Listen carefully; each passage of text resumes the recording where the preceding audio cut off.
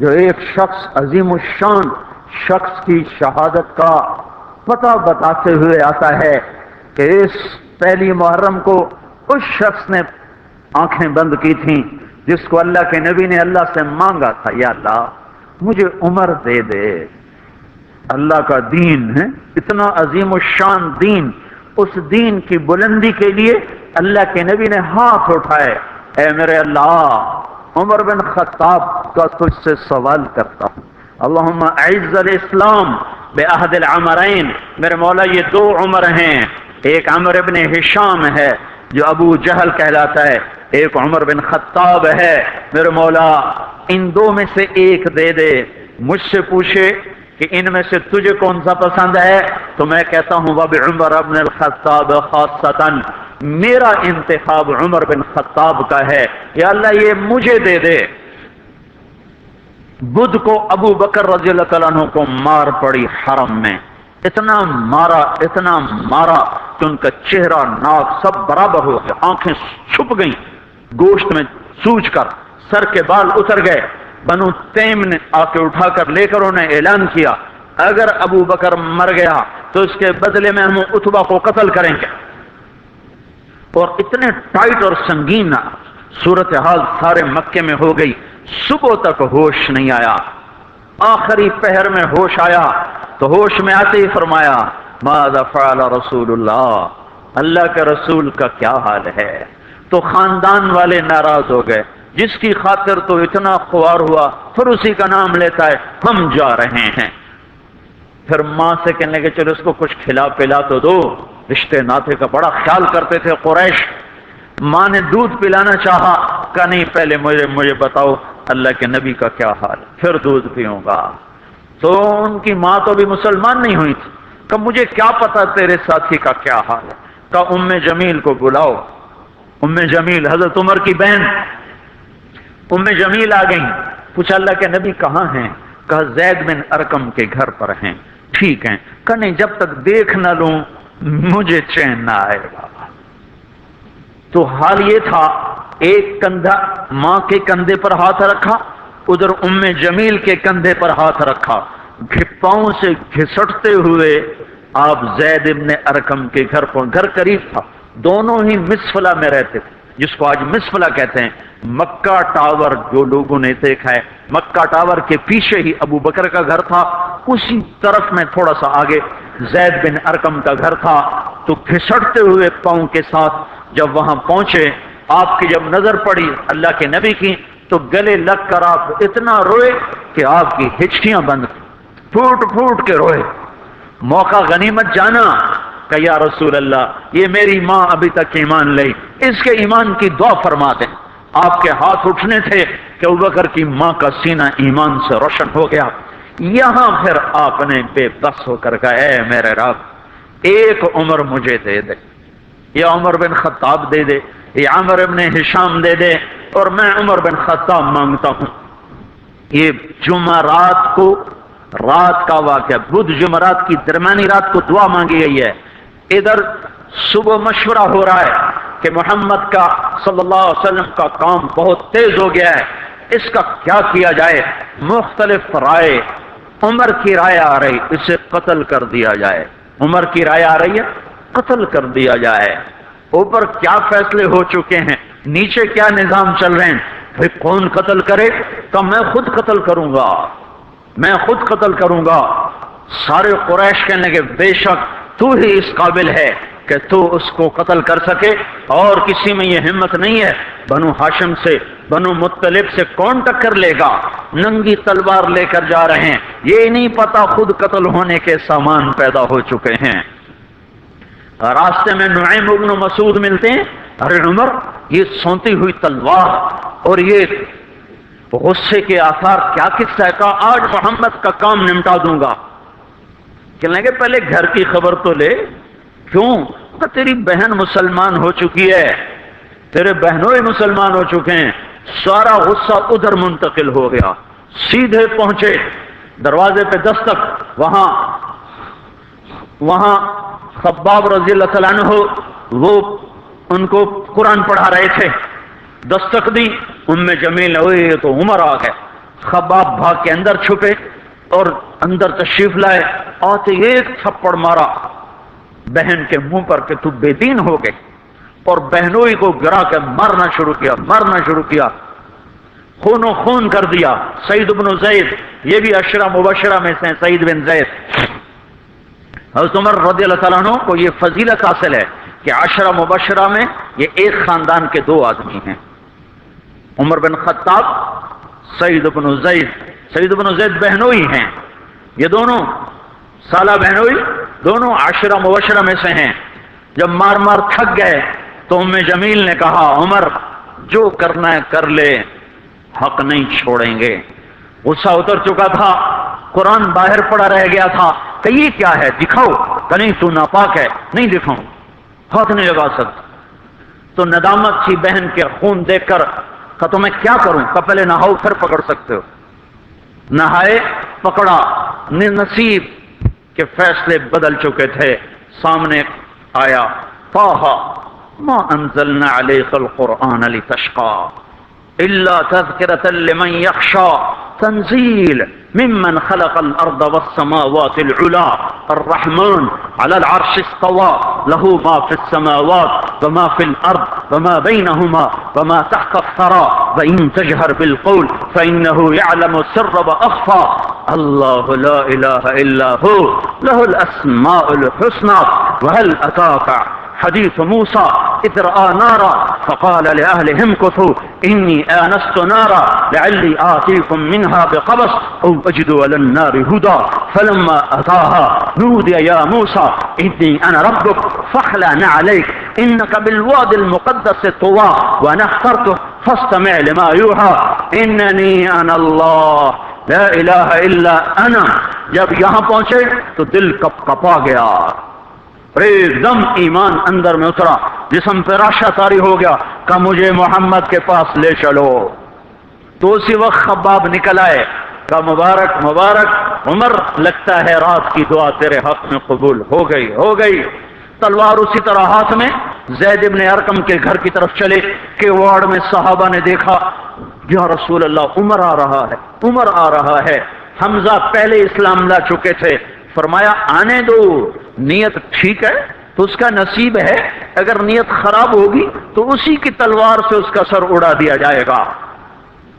اندر آئے، دروازے پر دستک دی، اندر آئے تو آپ نے دیکھا اور ایسے دامن پکڑ کے جھٹکا دیا، اما آن لک ان تشہد ان لا الہ الا اللہ۔ عمر، کیا ابھی وقت نہیں آیا کہ تو کہہ دے لا الہ الا اللہ؟ ان کا ہاں وقت آ گیا، میں کہتا ہوں لا الہ الا اللہ محمد الرسول اللہ۔ یہ کہنا تھا کہ خوشی کی لہر دوڑی، صحابہ نے تکبیر کہی، اسی وقت جبریل اترے، عرض کی یا رسول اللہ آپ کو عمر کے اسلام پہ خوشی ہو رہی ہے؟ فرمایا ہاں ہو رہی ہے، کہ سارے آسمان کے فرشتے بھی خوش ہو کیا آج عمر مسلمان ہوا؟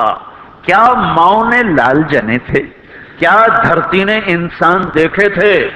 آج تک دنیا ایسا بادشاہ نہ دکھا سکی جو 22 لاکھ مربع میل پہ حکومت کر کے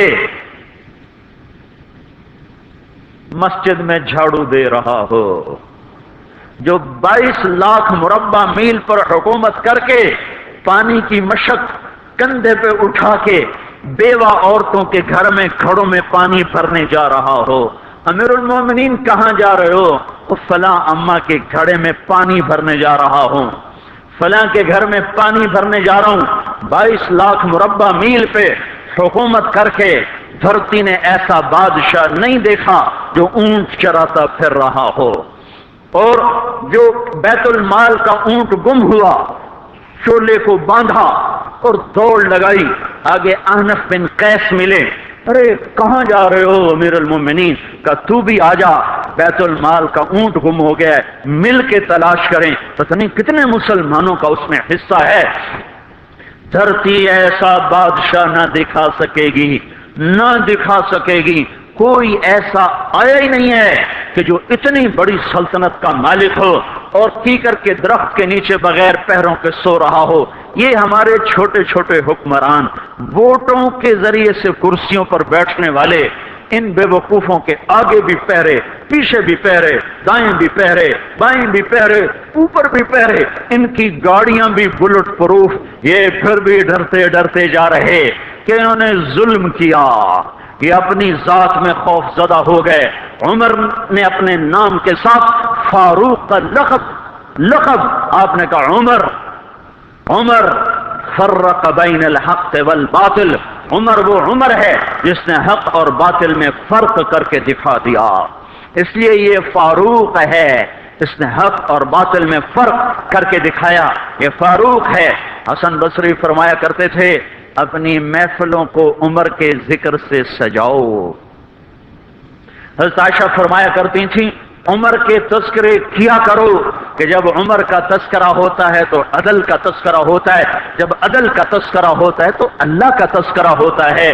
कि हम आयशा रज़ियल्लाहु तआला अन्हा फरमाया करती थी इतने बड़ी सल्तनत पर हुकूमत करने के बाद अल्लाह की राह में जाने वाले मुजाहिदीन के घर क्या खड़ा हुआ है, दरवाजे पे दस्तक दे रहा है, बेटी कोई बाजार से सौदा लेना हो तो मुझे बताओ, तेरे घर वाला तो अल्लाह की राह में है, मैं तुम्हारे घर का सौदा ले आऊं, क्या क्या चीज चाहिए? तुमने अपने खामिन को खत लिखना होगा, तुम तो लिखना नहीं जानती, मुझे बताओ मैं तेरे खामिन को तेरी तरफ से खत लिखूं। अम्मा तेरा बेटा अल्लाह की राह में गया हुआ है, मुझे बता मैं तेरे बेटे के नाम तेरी तरफ से खत लिखूं। इतनी बड़ी जिसके सामने कैसर और किसरा ज़ेरो ज़बर हो गए, तज कला वो जमीन में जाके तहे खाक में वो सारे हीरे लाल जवाहर, वो जमीन में लोट पोट करने वाला, किसरा के तख्त को तोड़ने वाला और रोम की ताकत को तोड़ने वाला, आले सासान की ताकत को तोड़ने वाला और नौशेरवां के खजाने मदीने में लाने वाला और खिसरो परवेज के खजाने मदीने में लाने वाला और रोमतुल कुबरा के खजाने मदीने में लाने वाला खुद अपने कुर्ते में 14 पैबंद लेके चल रहा है। 14 पैबंद के साथ कुर्ता है, महीने में एक दिन गोश्त खाते थे, जिसको अल्लाह ने वो इज्जत दी।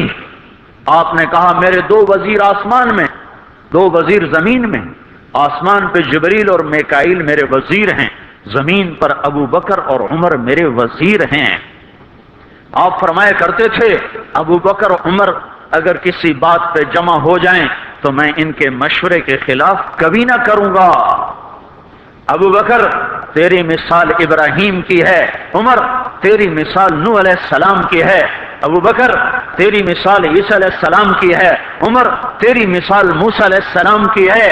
आप मस्जिद में आए, आपके दाएं तरफ अबू बकर थे, बाएं तरफ उमर थे, आप अंदर आए और कहा देखो इसी तरह क़यामत के दिन हम उठेंगे कि मेरे दाएं तरफ अबू बकर होगा, मेरे बाएं तरफ उमर होगा और हम हाथों में हाथ दिए हुए उठाए जाएंगे। और एक हदीस में आता है और मेरे कदमों से बिलाल को उठाया जाएगा जो निकलते ही अजान देगा। जिसके इस्लाम लाने ने इस्लाम को ऊंचा किया, जिसके इस्लाम लाने ने बातिल को पस्त किया, जिन राहों से उमर गुजर जाए शैतान वो राहें छोड़ देता था। अरफात का मैदान था, 1.25 लाख मुकद्दस हस्तियां सामने हैं। मेरे नबी ने फरमाया इस वक्त मेरा अल्लाह मेरे सब सहाबा पे फख्र कर रहा है और उमर बिन खत्ताब पे खास तौर पे फख्र कर रहा है, खास तौर पे फख्र हो रहा है। उमर बिन खत्ताब पे खास तौर पे फख्र हो रहा है। मेरे बाद कोई नबी होता उमर होता उमर। मैंने रात जन्नत में महल देखा, 1 ईंट मोती की, 1 याकूत की, 1 ज़ुमर्रुद की। मैंने पूछा ये किसका है? कहा गया 1 कुरैशी का है। मैं कहा मैं कुरैशी हूं, इतना खूबसूरत महल मेरा ही होगा। जब जाने लगा तो फरिश्ते ने कहा ये आपके गुलाम उमर बिन खत्ताब का है। वो क्या मुबारक लोग हैं कि जिन्हें नबी के घर में कब्र नसीब हो। एक तरफ एक साथी, एक तरफ दूसरा साथी, जिनको नबी के 2 पहलुओं में जगह मिली हो। वो कैसे अजीम, वो कैसी अजीम हस्तियां इतनी बड़ी सल्तनत का मालिक और इतने बड़े अदल की निशानी बनकर मदीने में मस्जिद में बैठे रो रहे हैं। अमीरुल मोमिनीन क्यों रो रहे हो? کہا دجلہ کے کنارے کتا بھی پیاسا مر گیا تو پوچھ تو عمر کی ہوگی، فرات کے کنارے کتا بھی پیاسا مر گیا تو پوچھ تو عمر کی ہوگی۔ راتوں کو پہرے دیے جا رہے ہیں، راتوں کو خبرگیری کی جا رہی ہے، مدینے کے باہر ایک خیمہ ملتا ہے، چند بچے ملتے ہیں جو رو رہے ہیں، ایک عورت ہانڈی چڑھا کے ڈوئی پھیر رہی ہے، پوچھتے ہیں بہن یہ بچے کیوں رو رہے ہیں؟ کہ یہ بھوک سے رو رہے ہیں۔ ہانڈی میں کیا ہے؟ پانی، کچھ بھی نہیں۔ کیوں چڑھایا ہوا ہے؟ بہلانے کے لیے، سو جائیں گے روتے روتے، میرا اور عمر کا اللہ کے ہاں فیصلہ ہوگا۔ تو عمر کی ہچکیاں بن گئی کہ عمر کو بہن تیرے حال کی کیا خبر؟ کہ پھر ہمارا بادشاہ کیوں بنا ہے؟ اگر ہمارے حال کی خبر نہیں لیتا تو ہمارا خلیفہ کیوں بنا ہے؟ پر لگ گئے، بیت المال سے سامان نکالا، بوری بھری، سر پہ اٹھائی، کمر پہ اٹھائی۔ غلام اسلم نے کہا میں اٹھاؤں؟ تو قیامت کے دن بھی میرا وزن تو اٹھائے گا۔ اسی طرح بھاگے ہوئے آئے، پنیر نکالا، آٹا نکالا، گھی نکالا، شہد نکالا، ڈال کے ہانڈی میں نیچے آگ، خود دھواں، گیلی لکڑیوں میں پھونکے مار مار مار آگ جلائی، حلوہ تیار کیا، پھر پلیٹوں میں ڈال ڈال کے بچوں کو کھلایا۔ وہ عورت کہنے لگی کاش عمر کی بجائے تو خلیفہ ہوتا۔ تو یہ نہیں کہا کہ میں ہی عمر ہوں، میں ہی عمر ہوں۔ فرمایا جب کل تو امیر المومنین سے ملے گی تو مجھے بھی وہیں دیکھ لے گی، مجھے بھی وہیں پا لے گی۔ پھر وہاں بیٹھ کے دیکھتے رہے، اٹھ کے چل دیے، بچے ہنسنے لگے، کھیلنے لگے۔ تو اپنے غلام سے فرمایا میں نے انہیں روتا دیکھا تھا، میرا جی چاہا میں انہیں ہنستا بھی دیکھوں۔ 22 لاکھ مربع میل پہ اسلام پھیلا کر حکومت اس سے بھی بڑے علاقے میں لوگوں نے کی۔ چنگیز نے اس سے زیادہ فتوحات کی، محمود غزنوی نے اس سے زیادہ کی، سکندر تیمور نے اس سے زیادہ کی، پر فتوحات کر کے یوں خدمت کر رہا ہو، پانی بھر رہا ہو، اونٹ چرا رہا ہو، امامت کرا رہا ہو، سودا پیوند لگے کپڑوں کے ساتھ خلافت کے تخت پر بیٹھا ہوا ہو، یہ دھرتی میں پھر کوئی نہیں آئے گا۔ ہے نماز میں خنجر لگا، نماز پڑھاتے ہوئے 27 ذوالحج، 27، 28، 29 یکم کو انتقال ہوا۔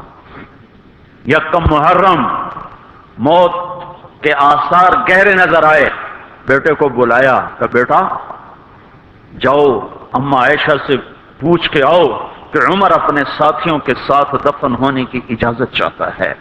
امیر المومنین کے لقب سے بات نہ کرنا، عمر کہنا، عمر، اب میں امیر المومنین نہیں رہا۔